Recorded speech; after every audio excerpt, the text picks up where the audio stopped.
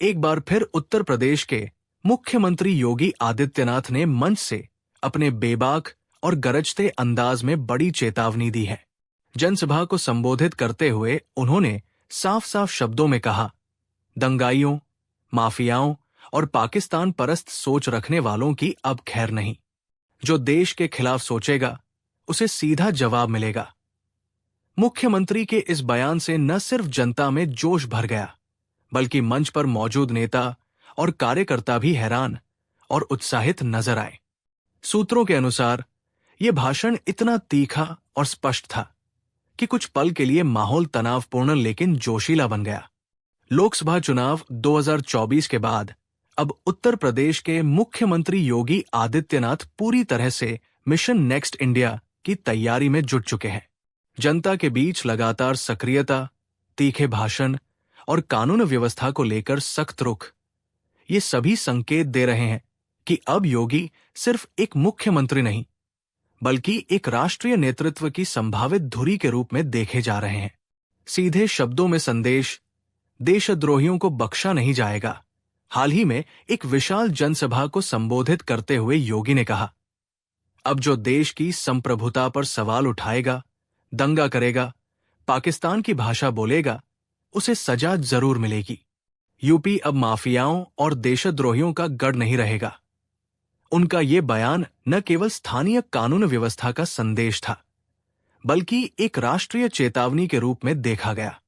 राजनीतिक विश्लेषक मानते हैं कि योगी आदित्यनाथ अब 2024 से आगे की राजनीति, यानी 2029 और उससे भी आगे के राष्ट्रीय नेतृत्व के संभावित चेहरे के रूप में खुद को स्थापित कर रहे हैं।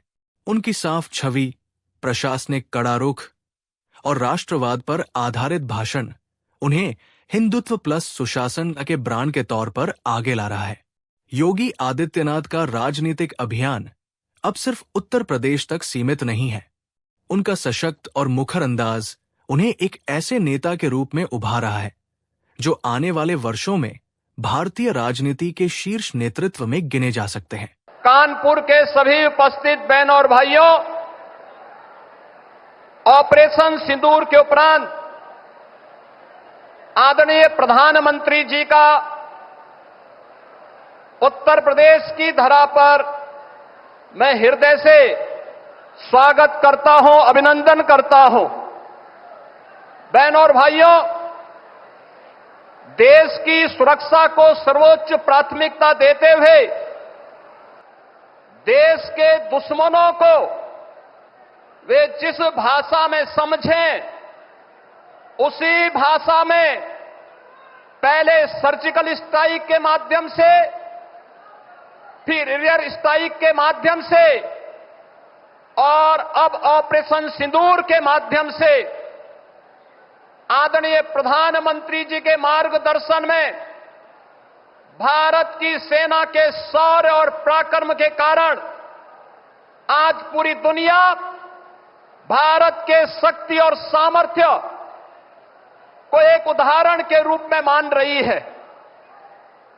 बहनों और भाइयों, भारत की न्यू डिफेंस पॉलिसी, जिसके अंतर्गत दुश्मन के एयर डिफेंस सिस्टम को नष्ट करके भारत के सेना ने जिस शौर्य पराक्रम का परिचय दी करके भारत की सुरक्षा को पुख्ता इंतजाम करने का उदाहरण प्रस्तुत किया, यह प्रधानमंत्री जी के द्वारा 10 वर्ष पूर्व प्रारंभ किए गए मेड इन इंडिया की उस ताकत का भी एहसास दुनिया को कराता है जो इस बार ऑपरेशन सिंदूर के माध्यम से दुनिया ने देखा है। यह आत्मनिर्भर भारत की सफलता का भी एक बेहतरीन उदाहरण है।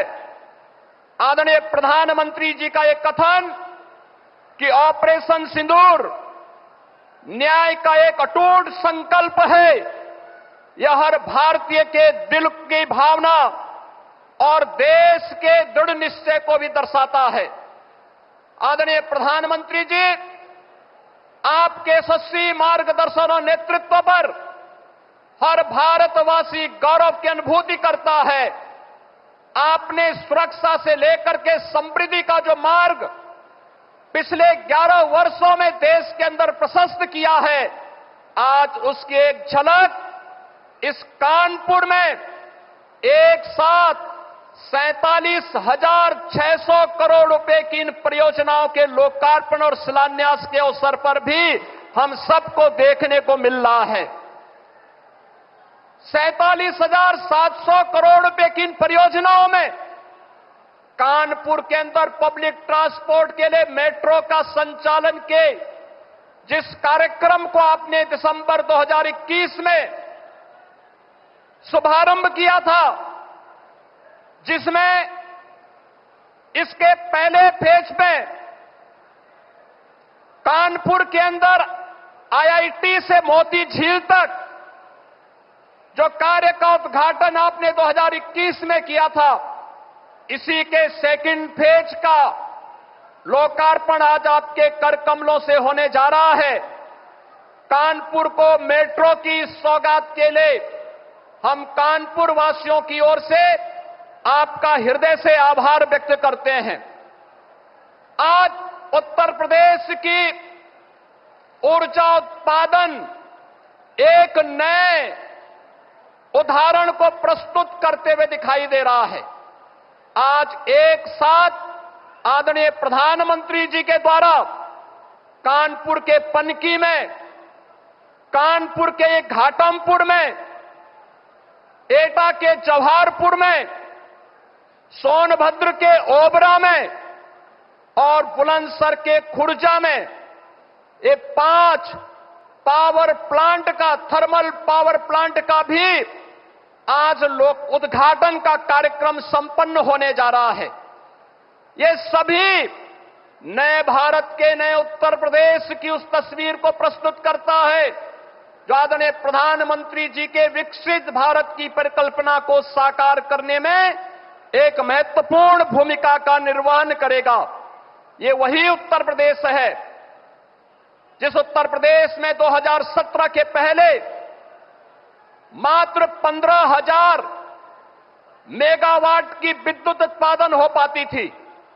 आज उस उत्तर प्रदेश में आपके मार्गदर्शन और नेतृत्व में पिछले 8 वर्ष में अब हम लोगों की क्षमता लगभग 25,000 मेगावाट तक पहुंची है और इस वर्ष के अंत तक लगभग 4,000 मेगावाट की अतिरिक्त थर्मल पावर की क्षमता उत्तर प्रदेश पावर कॉरपोरेशन और भी विकसित करने जा रहा है।